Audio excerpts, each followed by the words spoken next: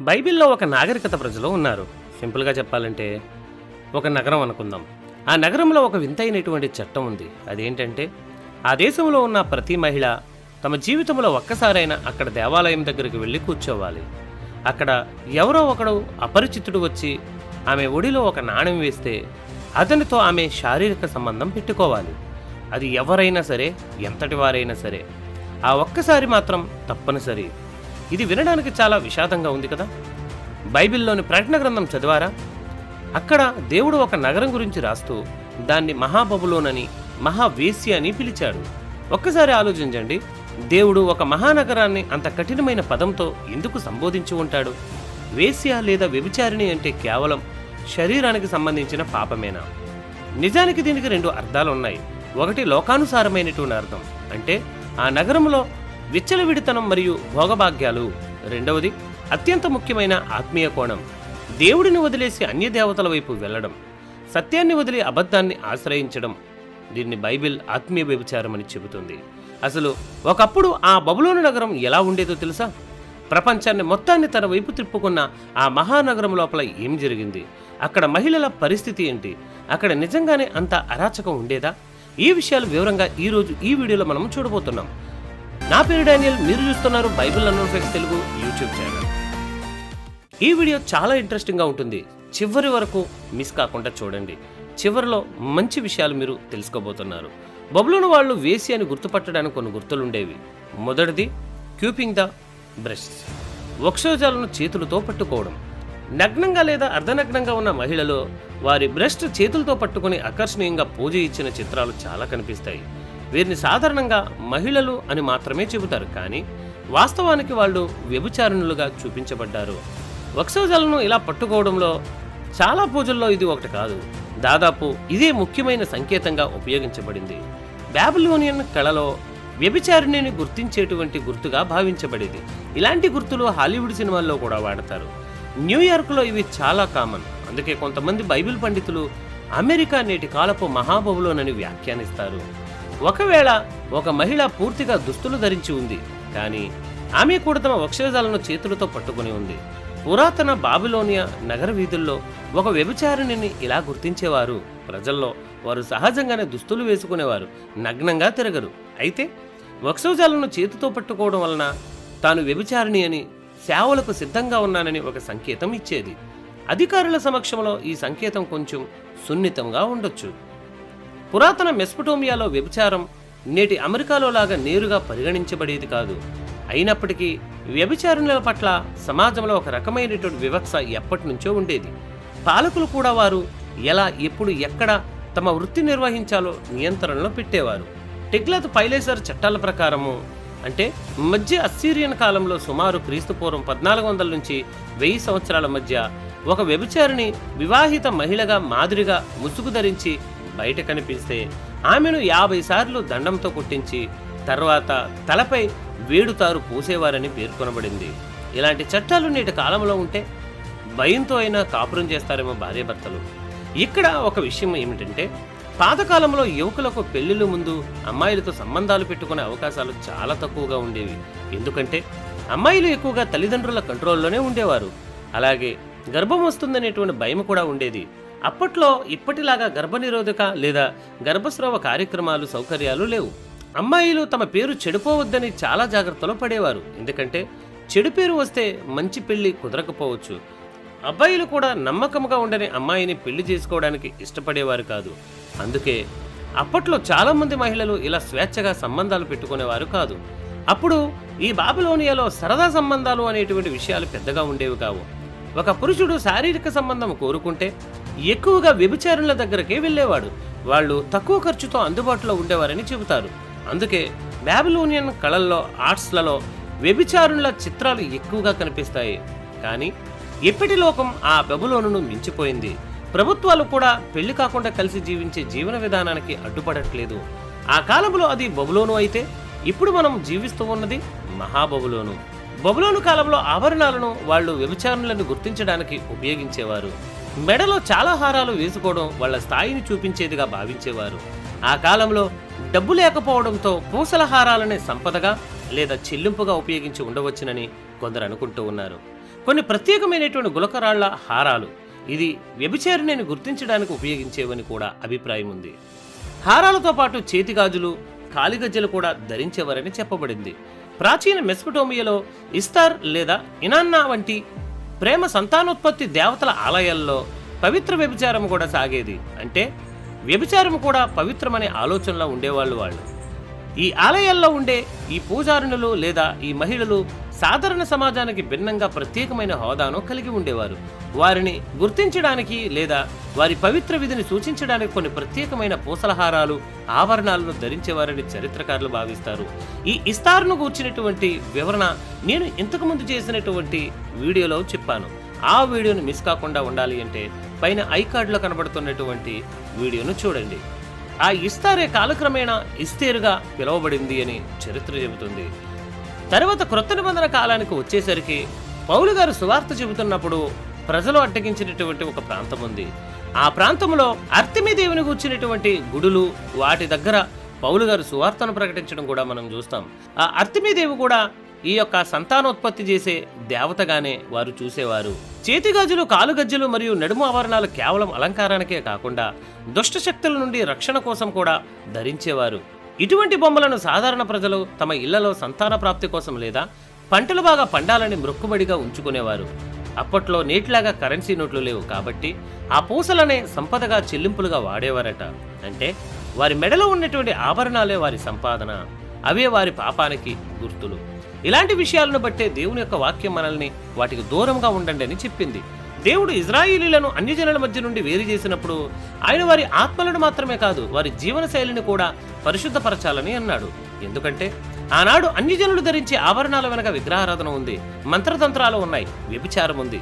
యెషయా గ్రంథం 3వ అధ్యాయం 16 నుంచి 24 వచనాలను చూస్తే అక్కడ సీయోను కుమార్తెలు గర్వంతో నడుస్తూ తమ కాళ్లతో గజ్జల శబ్దం చేస్తూ రకరకాల హారాలు, గాజులు, పట్టీలు ధరించి దేవుని దృష్టికి విరుద్ధంగా ప్రవర్తించినప్పుడు దేవుడు వారిని హెచ్చరించాడు. ఎందుకంటే వారు దేవుని మహిమను పక్కన పెట్టి బబులోను సంస్కృతిని అంటే లోకపు ఆకర్షణలను తమ మీద వేసుకున్నారు. బైబిల్ దృష్టిలో అలంకరణ అంటే కేవలం బయట కనిపించే నగలు కాదు.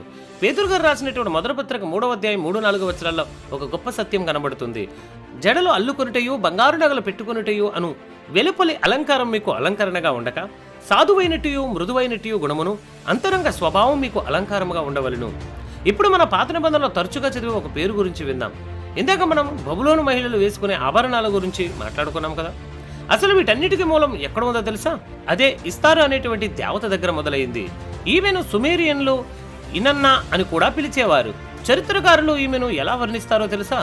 ఈమె కామము మరియు యుద్ధము రెండింటికీ దేవత. ప్రేమ ఉండాల్సిన చోట యుద్ధం, యుద్ధం ఉండాల్సిన చోట కామం. ఎంత వింతైన కాంబినేషన్ చెప్పండి. ఈ ఇస్తారు దేవత విగ్రహాలను మనం గమనిస్తే ఒకవైపు ఆమె వీపు మీద ఆయుధాలు ఉంటాయి, తల మీద చాలా కొమ్ములు ఉన్న కిరీటం ఉంటుంది. ఆ కొమ్ములు పెరిగే కొద్దీ ఆమె అధికారం ఎక్కువ అని అర్థం. అయితే ఇక్కడ ఒక షాకింగ్ విషయం ఏమిటంటే ఈ గొప్ప దేవతగా పూజింపబడే ఈమెను చరిత్రలో ఒక సామాన్య వేశ్యలా చిత్రీకరించారు. ఒంటి మీద నూలు పోగు లేకుండా కేవలం మెడలో హారాలు, చేతులకు గాజులు వేసుకుని ఉన్న విగ్రహాలు దొరికాయి. సాధారణంగా ఏ మతంలోనైనా తమ దేవతను అలా చూపించడాన్ని అపచారంగా భావిస్తారు. కానీ బబులోనులో మాత్రం ఆమెను అలానే పూజించేవారు. ఎందుకంటే ఆమె ఆలయాలే పవిత్ర వేశ్యావృత్తికి ప్రధాన కేంద్రాలు. చాలా మంది ఆధునిక రచయితలు దేవాలయాల్లో వేశ్యలు ఉండడం ఏంటి అని, ఇదంతా అబద్ధమని అంటారు. కానీ బాబిలోనియా కళలు, సాహిత్యం చూస్తూ ఉంటే అది పచ్చి నిజమని అర్థమవుతుంది. ఇస్తారు దేవత విగ్రహాలే ఆమెను ఒక వేశ్య అని గుర్తు చేస్తున్నప్పుడు ఆమె గుడిలో వేశ్యలు ఉండడంలో ఆశ్చర్యమేముంది? నిజానికి ఈ ఇస్తారు చాలా ప్రమాదకరమైంది. ఆమె క్రూరంగా ప్రవర్తించేది, ఒక్కోసారి పిచ్చి పట్టినట్లుగా యుద్ధాలు చేసేది. అందుకే బబులోను ప్రజలు ఆమెను చూసి భయపడేవారు. ఇప్పుడు మనం అసలైనటువంటి విషయానికి వద్దాం. బైబిల్లో దేవుడు ఈ ఇస్తారు పూజను ఎంతగా అసహించుకున్నాడో తెలుసా? బైబిల్లో ఈమెను ఆకాశరాణి అని కూడా పిలిచాడు. అస్తారోతు అనగా కూడా ఈ దేవతనే పిలుస్తారు. ఇర్మీయా గ్రంథం 7వ అధ్యాయం 18వ వచనంలో దేవుడు చాలా బాధగా చెబుతాడు. పిల్లలు కట్టెలు ఏరుచున్నారు, తండ్రులు అగ్ని రాజబెట్టుచున్నారు, స్త్రీలు ఆకాశరాణికి పిండి వంటలు చేయుటకు పిండి పిసికి ఉన్నారు. నాకు కోపం పుట్టించుటకై వారు అన్య దేవతలకు పాణి అర్పణములను అర్పించుచున్నారు. గమనించారా? ఇజ్రాయేలీలు తమ సజీవుడైన దేవుణ్ణి వదిలేసి ఈ బబులోను ఇస్తారు దేవతకు పిండి వంటలు చేసి నైవేద్యం పెట్టేవారు. ఇర్మీయా గ్రంథం 44వ అధ్యాయంలో కూడా యూదులు దేవుని మాట వినకుండా మేము ఆకాశరాణి నైవేద్యాలు పెడతాము, అప్పుడే మాకు సుఖం దొరుకుతుంది అని మూర్ఖంగా వాదించేవారు. ఈ ఆకాశరాణి ఎవరో కాదు, సరిగ్గా మనం మాట్లాడుకుంటున్న ఈ ఇస్తారు దేవతే. ఈ ఇస్తారు దేవతను కూర్చున్నటువంటి పూర్తి వివరణ ఇంతకు ముందటి వీడియోలో నేను ఇచ్చాను. ఈరోజు ఆ ఇస్తారు దేవత ఎన్ని రూపాలను, ఎన్ని అవతారాలను ఎత్తిందో ఆ వీడియోలో స్పష్టంగా వివరించడం జరిగింది. అర్థమవుతుందా?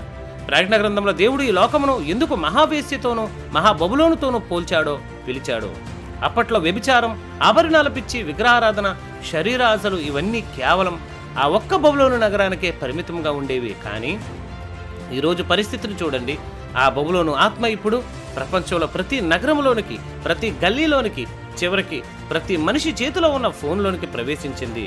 అప్పట్లో ఒక మహిళ వ్యభిచారిణి అని తెలియడానికి ఆమె మెడలో ఉన్నటువంటి ప్రత్యేకమైన పూసలహారాలను చూసేవారు. మరి ఈరోజు ఆ పూసలహారాలు లేకపోవచ్చు, కానీ ఆభరణాల పట్ల ఉన్న అదే మోజు, శరీర ప్రదర్శన పట్ల ఉన్న అదే పిచ్చి ఇప్పుడు ఫ్యాషన్ పేరుతో రాజ్యమేలుతూ ఉంది. అప్పుడు వ్యభిచారం దేవాలయాల దగ్గర జరిగేది. ఇప్పుడు అది ఇంటర్నెట్ ద్వారా, డేటింగ్ యాప్స్ ద్వారా ప్రతి ఇంటి గుమ్మం వరకు వచ్చింది. మనం కొంచెం అప్డేట్ అయ్యాము అని అనుకుంటున్నాం, కానీ నిజానికి ఆ పాత బబులోను స్వభావమే ఈరోజు ఈ లోకాన్ని ఏలుతుంది. బబులోను అంటే కేవలం ఒక ప్రాంతం కాదు, అది ఒక మహా గందరగోళం. దేవుని పక్కన పెట్టి కేవలం సుఖభోగాల కోసం బ్రతకడమే బబులోను సిద్ధాంతం. ఆనాడు ఇస్తారు దేవతల ముసుగులో వ్యభిచారాన్ని పవిత్రం చేసినట్టే ఈరోజు లోకము పాపానికి రంగులు పూసి దాన్ని వ్యక్తిగత స్వేచ్ఛ అని, మోడర్న్ లైఫ్ అని పిలుస్తుంది. కానీ దేవుని దృష్టిలో అది ఇంకా ఆ పాత బబులోను అపవిత్రతే. ఈ లోకపు ఆకర్షణలు మనల్ని అలంకరిస్తున్నప్పుడు మనం చాలా జాగ్రత్తగా ఉండాలి. ఎందుకంటే ఆ అలంకరణ వెనుక మనము దేవుణ్ణి దూరం చేసే బబులోను కుట్ర దాగి ఉంది. ప్రకటన గ్రంథము 17వ అధ్యాయం 4-5 వచనాల్లో దేవుడు వర్ణించిన ఆ వేశ్య ఊదా రంగు, ఎర్ర రంగు వస్త్రాలు ధరించి బంగారంతోనూ, రత్నములతోనూ, ముత్యములతోనూ అలంకరించుకుని కనిపిస్తుంది. ఇది చూస్తుంటే ఈనాటి విలాసవంతమైనటువంటి లోకం మన కళ్ళ ముందే కనబడుతుంది కదా. మనం ఈ వ్యవస్థలో ఉంటూనే దీనికి దూరంగా బ్రతకాలి. బబులోను సంస్కృతి మన ఇంట్లోనికి రావచ్చు, కానీ మన హృదయంలోనికి రాకూడదు. వ్యభిచారాన్ని కూడా పవిత్రమని ముసుగువేసి మనుషులను కామములోనికి, క్రూరత్వంలోనికి నెట్టేసే సంస్కృతి అది. ఈ రోజు కూడా సాతాను అదే పని చేస్తుంది. లోకపు ఫ్యాషన్ పేరుతో, ఆభరణాల పేరుతో, స్వేచ్ఛ పేరుతో మనల్ని ఆత్మీయ వ్యభిచారంలోనికి లాగాలని చూస్తున్నాడు. బబులోను దేవత ఇస్తారు వలె ఈ లోకం మనల్ని రకరకాల వేషధారణలతో ఆకర్షించవచ్చు, కానీ బైబిల్ చెబుతుంది ఈ లోక స్నేహం దేవునితో వైరమని. ఆనాడు ఇజ్రాయేలీలు ఆకాశరానికి బలులు అర్పించి తమను తాము నాశనం చేసుకున్నారు. ఈరోజు మనం అలాంటి తప్పు చేయకూడదు. దేవుని యొక్క వాక్యం ఏ విషయంలో కూడా చిన్నది కాదు. మనం చాలాసార్లు అనుకుంటాం చిన్న నగ పెట్టుకుంటే ఏమవుతుంది అని, ఒక చిన్న ఫ్యాషన్ చేస్తే తప్పేంటి అని. కానీ దేవుడు తన వాక్యంతో ఒక మాట రాయించాడు అంటే దాని వెనక కొన్ని వేల ఏళ్ల చరిత్ర, ఒక బలమైనటువంటి కారణం ఉంటుంది. ఈ రోజుల్లో చాలా మంది మనల్ని చూసి, ముఖ్యంగా ఆభరణాలు పెట్టుకుని క్రైస్తవులను చూసి గేలి చేస్తుంటారు. ఏంటి వీళ్ళు ఎంత పిచ్చివాళ్ళలా ఉన్నారు, అసలు ఫ్యాషన్ తెలియదు, ఆధునికత తెలియదని నవ్వుతూ ఉంటారు. మనకు కూడా ఒక్కోసారి అనిపిస్తుంది అందరూ వేసుకుంటున్నారు కదా, లోకంలో ఈ కల్చర్ కామన్ కదా అని. మనం కూడా వాళ్ళతో పాటు వెళితే ఏమవుతుంది అని మనసు వెనక్కి లాగుతుంది. కానీ ఒక్క నిమిషం ఆగి ఆలోచించండి. ఆ కల్చర్ వెనుక ఉన్న ఈ నీచమైన చరిత్రను చూడండి. మనం ఇందాక మాట్లాడుకున్నట్లు ఆనాడు బబులోనులో ఆభరణాలు వేసుకోవడం అంటే అది ఒక వ్యభిచారానికి గుర్తు. ఆ పూసలహారాలు, ఆ కాలిగెజ్జలు, ఈ నడుము పట్టీలు అవన్నీ కూడా అపవిత్రతకు, ఇస్తారు వంటి విగ్రహాల ఆరాధనకు గుర్తులు. అవి ధరించిన వ్యక్తిని చూడగానే లోకం ఏమనుకుంటుందో మనకు ఇప్పుడు అర్థమైంది కదా. మరి అలాంటి నీచమైనటువంటి నేపథ్యం ఉన్న వస్తువులను దేవుని బిడ్డలుగా మనం ఒంటి మీద వేసుకోవాలా? అందుకే ఆనాటి అపోస్తలుడైనటువంటి పౌలు గాని, పేతురు గాని సంఘంలో ఆభరణాలను అస్సలు ఎంకరేజ్ చేయలేదు. దీనికి కారణం కేవలం ఏదో రూల్ పెట్టాలని కాదు, దేవుని బిడ్డలకు పాపంలో మునిగి తేలే లోకానికి మధ్య ఒక స్పష్టమైనటువంటి తేడా తెలియాలి కదా అని. దేవుని యొక్క బిడ్డలు ఎలా ఉంటారు, పాపంలో ఉండేవాళ్ళు ఎలా ఉంటారు, ఈ రెండింటికి మధ్య ఉన్నటువంటి తేడా వారి రూపంలోనే కనిపించాలి అని. ఒక వ్యక్తిని చూడగానే వీరు దేవుని బిడ్డలు, వీరు లోకానికి వేరుగా ఉన్నవారు అని సాక్ష్యం రావాలి. అపవిత్రమైనటువంటి చరిత్ర ఉన్న వస్తువులను ధరించి మనము కూడా లోకంలాగే కనిపిస్తే ఇక మనకును ఆ మహాబబులోనుకును తేడా ఏముంది? ఈ రహస్యం ఈరోజు చాలా మందికి తెలియదు. కానీ అనేక డినామినేషన్స్కి, అంటే కొన్ని క్రైస్తవ సంఘాలకు ఈ చరిత్ర బాగా తెలుసు. అందుకే వారు ఆ చరిత్రను గమనించి ఆర్నమెంట్స్ను ప్రోత్సహించరు. ఈ మహాబబులోను కార్యాలను విడిచిపెట్టి దేవుని యొక్క వాక్యం వైపు రండి అని అంటున్నాడు. ప్రకటన గ్రంథం 18వ అధ్యాయం 5వ వచనం. మరియు ఇంకొక స్వరం పరలోకం నుండి ఇలాగూ చెప్పగా వింటిని, నా ప్రజలారా, మీరు దాని పాపంలో పాలివారు కాకుండానట్లు, దాని తెగుళ్లలో ఏది మీకు ప్రాప్తించకుండానట్లు దానిని విడిచిరండి అని. గమనించారా? దేవుడు తన బిడ్డలను ఏమని పిలుస్తున్నారో. దానిని విడిచిరండి అంటే ఆ మహాబబులోని యొక్క మనస్తత్వాన్ని, దాని ఆచారాలను, దాని అలంకరణలను విడిచిపెట్టి బయటకు రమ్మంటున్నాడు. మనం గనక ఆ పాపంలోని పాలువారమైతే బబులోనుకు రాబోయే ఆ భయంకరమైనటువంటి తెగుళ్లు మనకు కూడా ప్రాప్తిస్తాయి అని దేవుడు హెచ్చరిస్తున్నారు. లోకం మనల్ని చూసి నవ్వుతున్నా, ఆభరణాలు లేవని గేలి చేస్తున్నా పర్వాలేదు, కానీ మన పేరు ఆ మహాబబులోని లిస్టులో ఉండకూడదు. మనం పరిశుద్ధులమైనటువంటి దేవుని బిడ్డలుగా గుర్తింపు పొందాలి. ఈ రోజే ఆ నిర్ణయం తీసుకుందాం. లోకపు మెరుపుల కంటే దేవుని వాక్యం అనే వెలుగు మనకు మిక్కిలి శ్రేష్టమైనది. మనుషుల మెప్పు కంటే దేవుని అంగీకారం గొప్పదని నమ్ముదాం. బబులోను వైపు కాకుండా పరలోక యెరూషలేము వైపు మన ప్రయాణాన్ని సాగిద్దాం. ప్రభు ఇట్లా సెలవిచ్చుచున్నాడు, మీరు వారి మధ్య నుండి బయలువెడలు ప్రత్యేకముగా ఉండి అపవిత్రమైన దానిని ముట్టకుడి, అప్పుడు నేను మిమ్మల్ని చేర్చుకుందును అని కొరింథీయులకు రాసిన 2వ పత్రిక 6:17 చూస్తాం. దేవుని ఆత్మ కలిగిన వాళ్లకు ఏది పవిత్రమో ఏది అపవిత్రమో ఇలా పోసగుచ్చినట్లు ప్రతిదీ విడమర్చి చెప్పనక్కర్లేదండి. మీలో ఉన్న పరిశుద్ధాత్మ దేవుడే ఏది దేవునికి ఇష్టమో, ఏది మహాబబులోను స్వభావమో మీకు ఖచ్చితంగా తెలియజేస్తారు. లోకపు పోకడలు మిమ్మల్ని ఆకర్షిస్తున్నప్పుడు ఆ చిన్న స్వరం మీ హృదయంలో హెచ్చరిస్తూనే ఉంటుంది. మన ప్రభు అయినటువంటి యేసుక్రీస్తు యోహాను సువార్త 10:27 ఒక అద్భుతమైన మాట చెప్పారు, నా గొర్రెలు నా స్వరమును వింటాయి, నేను వాటిని ఎరుగుదును, అవి నన్ను వెంబడించునని. మీరు నిజంగా ప్రభు అయిన యేసుక్రీస్తు వారి యొక్క గొర్రెలైతే ఈ లోకపు రంగులకు, బబులోను అలంకరణకు లోను కాకుండా ఆయన వాక్యాన్ని వింటారు, ఆ వాక్యాన్ని వెంబడిస్తారు. సత్యం మీ కళ్ళ ముందు ఉంది, ఇప్పుడు నిర్ణయం మీ చేతుల్లోనే ఉంది. ఆ మహాబబులోని యొక్క అపవిత్రత నుండి బయటకు వచ్చి దేవునికి ప్రత్యేకపరచబడిన పరిశుద్ధ జనముగా ఉందాం. ఆయన రాకడలో మనం మహిమతో నింపబడదాం. ఇది ఈ వీడియో కనుక మీకు నచ్చితే ఈ వీడియోను లైక్ చేయండి, షేర్ చేయండి. మన ఛానల్ సబ్స్క్రైబ్ చేసుకుని మరిన్ని వీడియోస్ కోసం బెల్ ఐకాన్ను క్లిక్ చేయండి.